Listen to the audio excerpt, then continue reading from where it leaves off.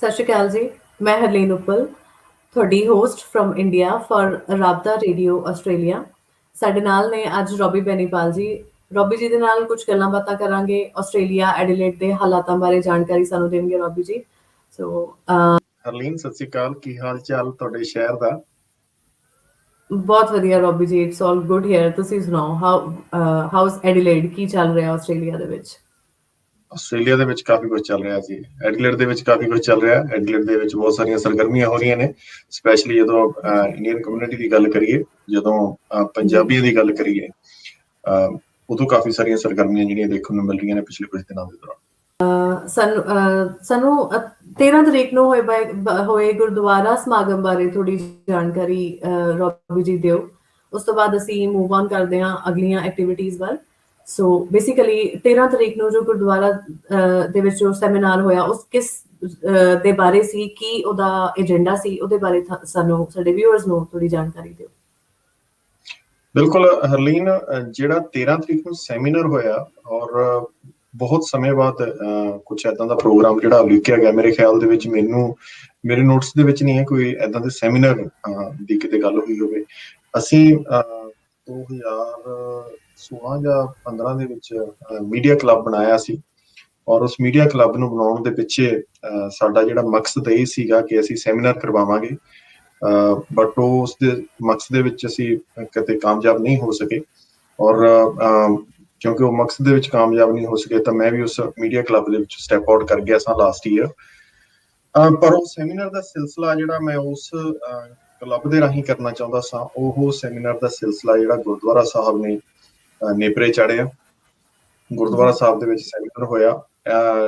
ਇੱਥੇ ਮੇਰੇ ਖਿਆਲ ਦੇ ਵਿੱਚ ਇਹ ਕਹਿਣਾ ਬਣਦਾ ਕਿ ਜਿਹੜਾ ਕਿਸਾਨ ਅੰਦੋਲਨ ਆ, ਉਸਨੇ ਦੁਨੀਆ ਦੇ ਵਿੱਚ ਵਸਦੇ ਪੰਜਾਬੀਆਂ ਨੂੰ ਕਿਤੇ ਨਾ ਕਿਤੇ ਇੱਕ ਲੜੀ ਦੇ ਵਿੱਚ ਪਰੋਣ ਦੀ ਕਾਫੀ ਜ਼ਿਆਦਾ ਜਿਹੜੀ ਯੋਗਦਾਨ ਪਾਇਆ, ਔਰ ਐਡੀਲੇਡ ਦੇ ਵਿੱਚ ਵੀ ਇਸ ਦਾ ਪ੍ਰਭਾਵ ਦੇਖਣ ਨੂੰ ਮਿਲ ਰਿਹਾ। ਜਦੋਂ ਸੈਮੀਨਾਰ ਦੀ ਅਸੀਂ ਗੱਲ ਕਰਦੇ ਹਾਂ ਜਾਂ ਜਦੋਂ ਡਿਸਕਸ਼ਨ ਦੀ ਅਸੀਂ ਗੱਲ ਕਰਦੇ ਹਾਂ, ਔਰ ਉਹ ਵੀ ਪੰਜਾਬੀਆਂ ਵੱਲੋਂ ਡਿਸਕਸ਼ਨ ਦੀ ਇੱਕ ਟੇਬਲ ਤੇ ਬੈਠ ਕੇ ਇਕੱਠਿਆਂ ਹੋ ਕੇ ਗੱਲ ਕਰਦੇ ਹਾਂ, ਤਾਂ ਉਹ ਇੱਕ ਸਰਾਹਨਾਯੋਗ ਕਦਮ ਆ।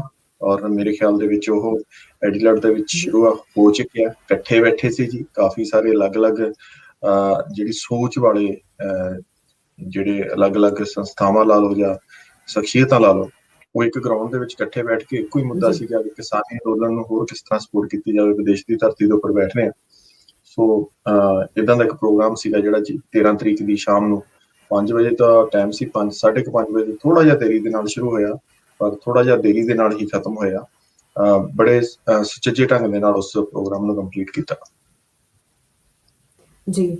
ਸੋ ਰੋਬੀ ਜੀ, ਕੁਝ ਦੱਸਣਾ ਚਾਹੋਗੇ ਕਿ ਕਿਹੜੀਆਂ ਸ਼ਖਸੀਅਤਾਂ ਨੇ ਉਹਦੇ ਵਿੱਚ ਪਾਰਟਿਸਿਪੇਟ ਕੀਤਾ? ਕੋਈ ਹੋਰ ਜਿਨ੍ਹਾਂ ਬਾਰੇ ਤੁਸੀਂ ਕੋਈ ਜਾਣਕਾਰੀ ਇਸ ਪ੍ਰੋਗਰਾਮ ਬਾਰੇ ਤੁਸੀਂ ਦੱਸਣਾ ਚਾਹੋ?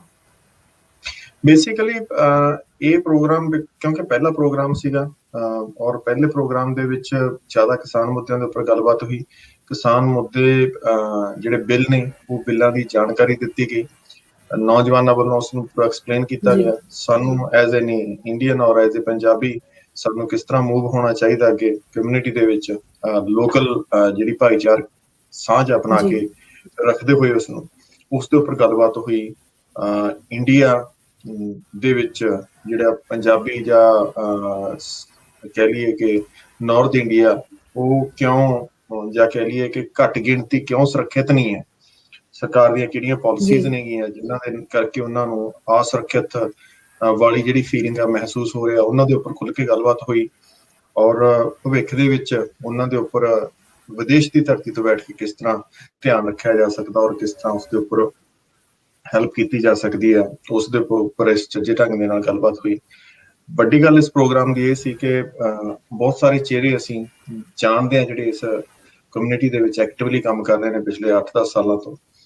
ਉਹਨਾਂ ਤੋਂ ਇਲਾਵਾ ਕੁਝ ਨਵੇਂ ਫੇਸ ਆਏ ਜਿਨ੍ਹਾਂ ਨੇ ਬਹੁਤ ਹੀ ਉਮਦਾ ਗੱਲਾਂ ਕੀਤੀਆਂ ਔਰ ਤਰਕ ਭਰਪੂਰ ਗੱਲਾਂ ਕੀਤੀਆਂ। ਉਹਨਾਂ ਨੇ ਝਲਕਦਾ ਸੀਗਾ ਕਿ ਇਹ ਸਮਾਜ ਵਾਸਤੇ ਚਿੰਤਤ ਨੇ ਔਰ ਨਾਮ ਨਾਲੋਂ ਜ਼ਿਆਦਾ ਕਾਜ਼ ਦੇ ਉੱਪਰ ਕੰਮ ਕਰਨਾ ਚਾਹੁੰਦੇ ਨੇ, ਔਰ ਉਹ ਬੜੇ ਇੱਕ ਚੰਗੀ ਜਿਹੜੀ ਗੱਲ ਮਹਿਸੂਸ ਹੋਈ ਔਰ ਬੜੇ ਵਧੀਆ ਤਰੀਕੇ ਨਾਲ ਉਹਨਾਂ ਨੇ ਆਪਣੀ ਜਿਹੜੀ ਗੱਲ ਰੱਖੀ ਤੇ ਸਾਰਿਆਂ ਨੂੰ ਸਮਝ ਵੀ ਆਈ। ਜੀ ਜੀ। ਰੋਬੀ ਜੀ, ਨੌਜਵਾਨਾਂ ਦੀ ਤੁਸੀਂ ਗੱਲ ਕਰ ਰਹੇ ਹੋ। ਨੌਜਵਾਨਾਂ ਤੋਂ ਮੈਨੂੰ ਯਾਦ ਆਇਆ, ਕਾਰ ਰੈਲੀ ਬਾਰੇ ਸਾਨੂੰ ਜਾਣਕਾਰੀ ਮਿਲੀ ਕਿ ਕਾਰ ਰੈਲੀ ਕੀਤੀ ਗਈ ਆ ਆਸਟ੍ਰੇਲੀਆ ਦੇ ਵਿੱਚ, ਤੇ ਉਹਦੇ ਵਿੱਚ ਕੁਝ ਕਿਸਾਨਾਂ ਦੇ ਅੰਦੋਲਨ ਨੂੰ ਲੈ ਕੇ ਤੇ ਕੁਝ ਇੰਡੀਅਨ ਬੇਸਿਕਲੀ ਇੰਡੀਅਨ ਮਾਈਂਡਸੈਟ ਨੂੰ ਲੈ ਕੇ ਕੁਝ ਕਨਫਲਿਕਟ ਦੇਖਣ ਨੂੰ ਮਿਲਿਆ। ਸੋ ਉਹਦੇ ਬਾਰੇ ਥੋੜਾ ਤੁਸੀਂ ਜ਼ਿਆਦਾ ਬੈਟਰ ਸਾਨੂੰ ਦੱਸ ਸਕਦੇ ਹੋ, ਕਿਉਂਕਿ ਤੁਹਾਡੇ ਕੋਲ ਗਰਾਊਂਡ ਰਿਐਲਿਟੀ ਹੁੰਦੀ ਹੈ ਹਮੇਸ਼ਾ। ਸੋ ਤੁਸੀਂ ਉਹਦੇ ਬਾਰੇ ਸਾਨੂੰ ਥੋੜੀ ਜਾਣਕਾਰੀ ਦਿਓ ਕਿ ਕੀ ਐਕਚੁਅਲੀ ਉੱਥੇ ਹੋਇਆ ਕੀ, ਕਾਰ ਰੈਲੀ ਦਾ ਮਕਸਦ ਕੀ ਸੀ ਤੇ ਕੀ ਉਹ ਮਕਸਦ ਪੂਰਾ ਹੋਇਆ ਜਾਂ ਨਹੀਂ ਹੋਇਆ, ਜਾਂ ਕਿੱਥੇ ਪ੍ਰੋਬਲਮਸ ਦੇਖਣ ਨੂੰ ਮਿਲੀਆਂ। ਮੇਰੇ ਖਿਆਲ ਹਰਲੀਨ ਜੀ, ਜਿਹੜੀਆਂ ਰਿਪੋਰਟਾਂ ਤੁਹਾਡੇ ਕੋਲ ਪਹੁੰਚੀਆਂ ਨੇਗੀਆਂ ਉਹ ਉਸ ਲੈਵਲ ਤੱਕ ਨਹੀਂ ਕੁਝ ਵੀ ਇਦਾਂ ਦਾ ਹੋਇਆ। ਕਾਰ ਰੈਲੀ ਬੜੇ ਵਧੀਆ ਤਰੀਕੇ ਨਾਲ ਹੋਈ ਹੈ ਜੀ, ਔਰ ਬਹੁਤ ਜ਼ਿਆਦਾ ਇਸ ਦੇ ਵਿੱਚ ਪਰਮਿਸ਼ਨ ਲੈਣ ਦੀ ਲੋੜ ਨਹੀਂ ਪਈ। ਕੁਝ ਚੀਜ਼ਾਂ ਜਿਹੜੀਆਂ ਕਾਰ ਰੈਲੀ ਦੇ ਵਿੱਚ ਹੋਰ ਵਧੀਆ ਤਰੀਕੇ ਨਾਲ ਕੀਤੀਆਂ ਜਾ ਸਕਦੀਆਂ ਸੀ, ਜਿਹੜੀਆਂ ਅਗਲੀ ਵਾਰੀ ਮੇਰੇ ਖਿਆਲ ਦੇ ਵਿੱਚ ਉਹ ਇੰਪਰੂਵ ਕਰਨਗੇ। ਕਾਰ ਰੈਲੀ ਦਾ ਪੂਰਾ ਮਕਸਦ ਇਹੀ ਸੀਗਾ ਕਿ ਜਿਹੜੇ ਨੌਜਵਾਨ ਪੀੜ੍ਹੀ ਆ, ਜਿਹੜਾ ਨੌਜਵਾਨ ਤਬਕਾ ਜਿਹੜਾ ਇੰਗਲੈਂਡ ਦੇ ਵਿੱਚ ਵਸ ਰਿਹਾ, ਉਹਨਾਂ ਨੂੰ ਵੀ ਇਸ ਮੁੱਖ ਧਾਰਾ ਦੇ ਵਿੱਚ ਲੈ ਕੇ ਆਉਣਾ ਔਰ ਇੱਕ ਮੰਚ ਦੇ ਉੱਪਰ ਇਕੱਠੇ ਕਰਨਾ, ਸੋਚ ਦੇ ਜੋਸ਼ ਨੂੰ ਇੱਕ ਮੰਚ ਤੇ ਇਕੱਠੇ ਕਰਨਾ। ਕਾਰ ਰੈਲੀ ਦੇ ਵਿੱਚ ਬਹੁਤ ਜ਼ਿਆਦਾ ਖਾਲਸੇ ਦੇ ਝੰਡੇ ਜਿਹੜੇ ਦੇਖਣ ਨੂੰ ਮਿਲੇ, ਕਿਸਾਨਾਂ ਦੇ ਝੰਡੇ ਬਹੁਤ ਘੱਟ ਦੇਖਣ ਨੂੰ ਮਿਲੇ। ਹਾਂ, ਹਰ ਇੱਕ ਨੇ ਬਹੁਤ ਪ੍ਰੋਪਰਲੀ ਤਰੀਕੇ ਦੇ ਨਾਲ ਬੈਨਰ ਲਾਇਆ ਸੀ, ਜਿਸ ਦਾ ਕਾਰਨ ਕਿਸੇ ਹੱਦ ਤੱਕ ਇਹ ਵੀ ਜਾਪਦਾ ਹੈ ਕਿ ਥੋੜੇ ਸਮੇਂ ਦੇ ਵਿੱਚ ਉਸ ਕਾਰ ਰੈਲੀ ਦਾ ਜਿਹੜਾ ਆਯੋਜਨ ਕੀਤਾ ਗਿਆ, ਝੰਡਿਆਂ ਦਾ ਪ੍ਰਬੰਧ ਕਰਨਾ ਇੰਨਾ ਸੌਖਾ ਕੰਮ ਨਹੀਂ ਹੁੰਦਾ।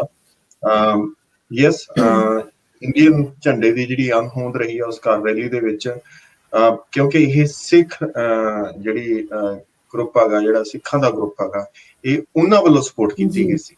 ਸੋ ਇਹ ਕਾਰ ਰੈਲੀ ਸੀਗੀ ਜਿਹੜੀ, ਇਸ ਨੂੰ ਅਸੀਂ ਇਹ ਨਹੀਂ ਕਹਿ ਸਕਦੇ ਕਿ ਇੰਡੀਅਨਸ ਵੱਲੋਂ ਕੀਤੀ ਗਈ ਸੀ। ਇਹ ਸਿੱਖ ਗੁਰਦੁਆਰਾ ਪ੍ਰਬੰਧਕ ਕਮੇਟੀ ਹੈ ਜਿਹੜੀ ਇੱਥੋਂ ਦੀ, ਸਰਬੱਤ ਖਾਲਸਾ ਗੁਰਦੁਆਰਾ ਜਿਹੜਾ ਹੈ ਐਡੀਲੇਡ ਦੇ ਵਿੱਚ ਪ੍ਰੋਸਪੈਕਟ, ਉਹਨਾਂ ਵੱਲੋਂ ਕੀਤੀ ਗਈ ਸੀ। ਤਾਂ ਉਸ ਕਾਰ ਰੈਲੀ ਦੇ ਵਿੱਚ ਉਹੀ ਲੋਕ ਸਨ ਜਿਹੜੇ ਸਿੱਖੀਜ਼ਮ ਨੂੰ ਮੰਨਦੇ ਨੇ ਜਾਂ ਸਿੱਖੀਜ਼ਮ ਦੇ ਨਾਲ ਜੁੜੇ ਹੋਏ ਨੇ, ਭਾਵਨਾਤਮਕ ਤੌਰ ਤੇ ਵੀ ਹਰ ਤਰੀਕੇ ਦੇ ਨਾਲ। ਸੋ ਉਹੀ ਲੋਕ ਆਏ ਸਨ। ਅਫਕੋਰਸ ਉਹਨਾਂ ਨੇ ਖਾਲਸੇ ਦੇ ਝੰਡੇ ਨੂੰ ਹੀ ਲਹਿਰਾਉਣਾ ਸੀਗਾ, ਤੇ ਜੇ ਉਸ ਦੇ ਵਿੱਚ ਕੋਈ ਗਲਤ ਵੀ ਨਹੀਂ ਹੈ, ਕਿਉਂਕਿ ਜੇ ਖਾਲਸੇ ਦਾ ਝੰਡਾ ਹੈ ਤਾਂ ਹੀ ਤਿਰੰਗਾ ਹੈ ਕਹਿ ਲਈਏ।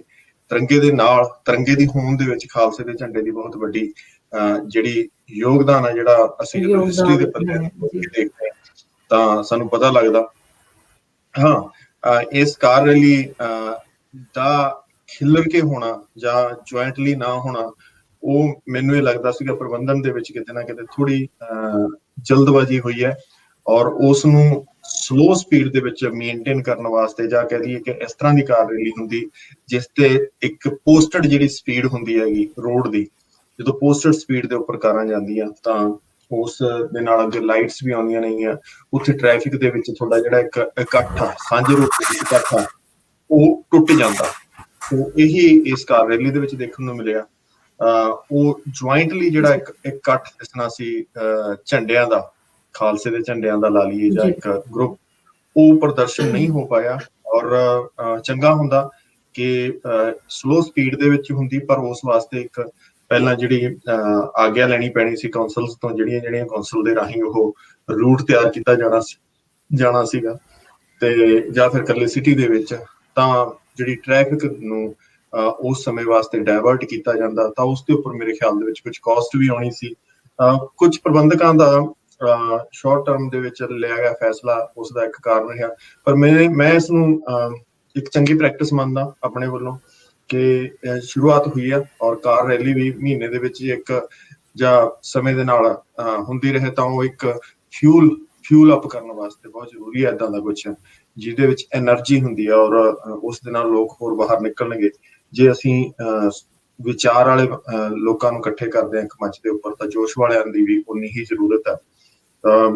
ਇਹ ਇੱਕ ਸੁਨੇਹਾ ਸੀਗਾ ਦੋਨਾਂ ਇਵੈਂਟ ਰਾਹੀਂ ਪੰਜਾਬ ਦੇ ਵਿੱਚ ਬੈਠੇ ਕਿਸਾਨਾਂ ਨੂੰ, ਜਿਹੜੇ ਮੋਰਚੇ ਦੇ ਉੱਪਰ ਬੈਠੇ ਨੇ, ਤੇ ਨਾਲ ਦੀ ਨਾਲ ਉੱਥੋਂ ਦੀ ਸਰਕਾਰ ਨੂੰ, ਕਿ ਅਸੀਂ ਵਿਦੇਸ਼ ਦੀ ਧਰਤੀ ਤੇ ਭਾਵੇਂ ਬੈਠੇ ਹਾਂ, ਪਰ ਅਸੀਂ ਆਪਣੇ ਮੁਲਕ ਵਾਸਤੇ, ਆਪਣੇ ਉਹਨਾਂ ਲੋਕਾਂ ਵਾਸਤੇ, ਆਪਣੇ ਬਜ਼ੁਰਗਾਂ ਵਾਸਤੇ ਜਿਹੜੇ ਸਾਡੇ ਪਿੱਛੇ ਬੈਠੇ ਨੇ, ਉਹਨਾਂ ਵਾਸਤੇ ਚਿੰਤਤ ਹਾਂ।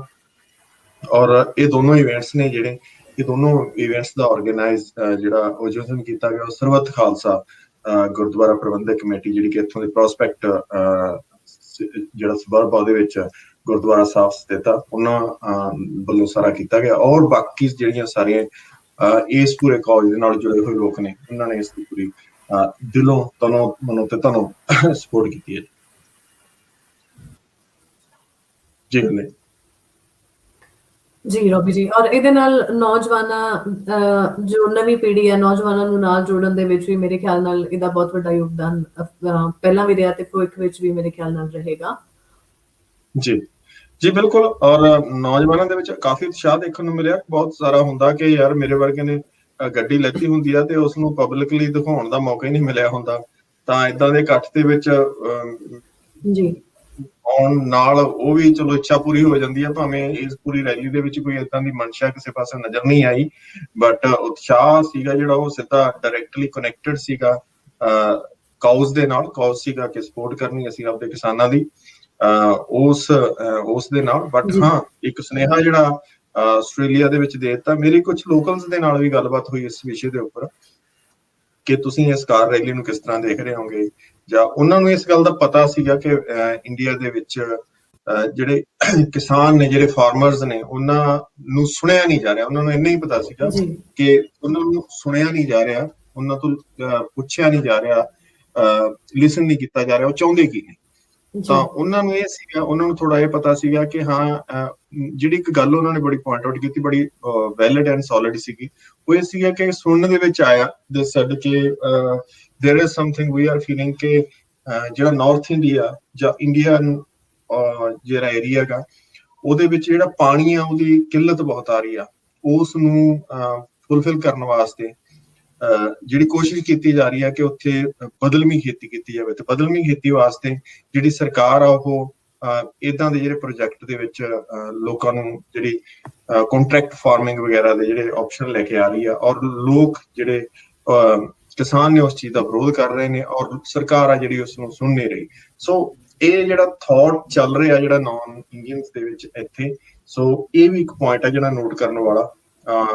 ਔਰ ਕਾਫੀ ਸਾਰੀਆਂ ਚੀਜ਼ਾਂ ਜਿਹੜੀਆਂ ਹੋਰ ਆਲੇ ਦੁਆਲੇ ਚ ਸੁਣਨ ਨੂੰ ਮਿਲ ਰਹੀਆਂ ਨੇ, ਜਿਹੜੀਆਂ ਕਾਫੀ ਜ਼ਿਆਦਾ ਵੈਲਿਡ ਨਹੀਂ ਹੈ ਗੱਲ ਕਰਨ ਦੇ ਲਈ। ਬਟ ਯੈਸ, ਕਿਸਾਨਾਂ ਦੇ ਨਾਲ ਹੋ ਰਹੀ ਬੇਇਨਸਾਫੀ ਜਾਂ ਕਰੀਏ ਹਿਊਮਨ ਰਾਈਟਸ ਦੇ ਜਿਹੜੀ ਉਲੰਘਣਾ ਇੰਡੀਆ ਦੇ ਵਿੱਚ ਹੋ ਰਹੀ, ਉਸ ਦੇ ਅਗੇਂਸਟ ਜਿਹੜੀ ਆਵਾਜ਼ ਆ ਜਿੱਥੇ ਦੁਨੀਆ ਦੇ ਕੋਨੇ-ਕੋਨੇ ਦੇ ਵਿੱਚ ਉੱਠ ਰਹੀ ਆ, ਉੱਥੇ ਐਡੀਲੇਡ ਦੇ ਸ਼ਹਿਰ ਦੇ ਵਿੱਚੋਂ ਵੀ, ਆਸਟ੍ਰੇਲੀਆ ਦੇ ਸ਼ਹਿਰ ਐਡੀਲੇਡ ਦੇ ਵਿੱਚੋਂ ਵੀ ਸ਼ੁਰੂ ਹੁੰਦੀ ਆ ਤੇ ਨਾਲ ਦੀ ਨਾਲ ਉਸੇ ਤਰ੍ਹਾਂ ਹੀ ਮਗੀ ਹੋਈ ਆ ਔਰ ਚੱਲ ਰਹੀ ਜੀ।